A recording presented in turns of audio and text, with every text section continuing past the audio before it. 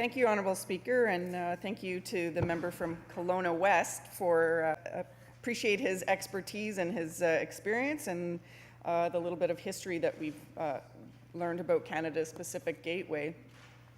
BC is Canada's export gateway to the Asia-Pacific region. The Pacific Gateway Initiative has been an initiative with multiple levels of government and the private sector to improve trade-related infrastructure.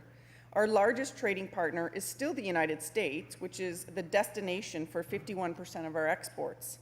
BC origin exports to the Pacific Rim were $16.2 billion last year, 37% of all BC exports.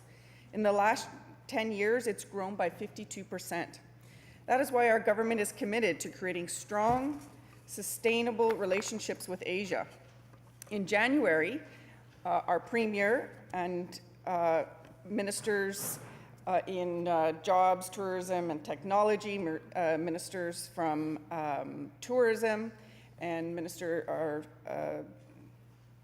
of State for Trade went on trade missions to China, Korea, and Japan, our second, third, and fourth largest trading partners.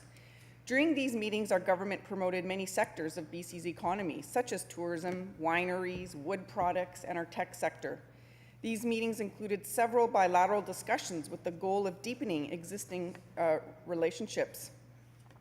The former government put all its eggs in the LNG basket while ignoring other sectors of our economy, Mr. Speaker.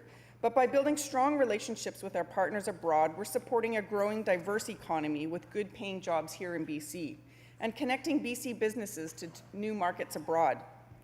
BC goods exports to China totaled $5.9 billion in 2016, making China BC's second largest export market. China was also Canada's second largest export destination, with 4.3% of Canadian goods shipped there. The 2018 Canada-China Year of Tourism is an initiative launched by the governments of Canada and China to celebrate and promote tourism opportunities. China is a burgeoning market for tourism, with a 22% increase in overnight visits to BC in 2016 over 2015. Tourism visits to British Columbia from residents of China, South Korea, and Japan in 2016 were, well, mainland China, over 312,000 overnight customs entries. This has more than tripled since 2009, and mainland China is now BC's second largest market after the US. Japan, over 151,000 overnight customs entries. This is BC's third largest Asia-Pacific market after China and Australia. South Korea, over 108,000 overnight customs entries. This is BC's fourth largest Asia-Pacific market.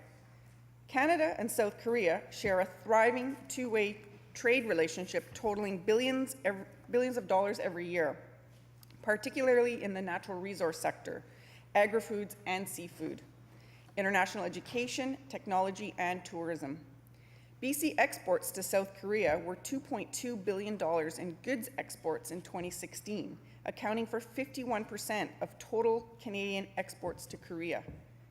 Destination BC purchased and served BC wines at events in South Korea and Japan. Japan is BC's third largest trading partner at $3.7 billion in goods exports in 2016. BC total exports to Japan, which are primarily commodities, are nearly double that of the next leading Canadian province. The Pacific Gateway also relies on infrastructure to get BC and Canada's projects to market, and we're continuing that work.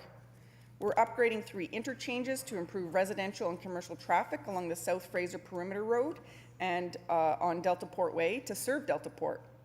In my riding, the Port of Prince Rupert recently unveiled its expanded terminal. We've had over $1 billion worth of investment in the last year in the Port of Prince Rupert. Multiple partners, including the province, also contributed to improving the road rail utility corridor that serves the port. We've eliminated tolls on the Port Mann and Golden Ears bridges, which will reduce costs for trucks serving the ports. In short, we are working extremely hard to support sustainable BC jobs via our trade relationships in the Asia-Pacific region, in order to ensure that the economy of this province is as diverse and robust as possible. Thank you. Thank you.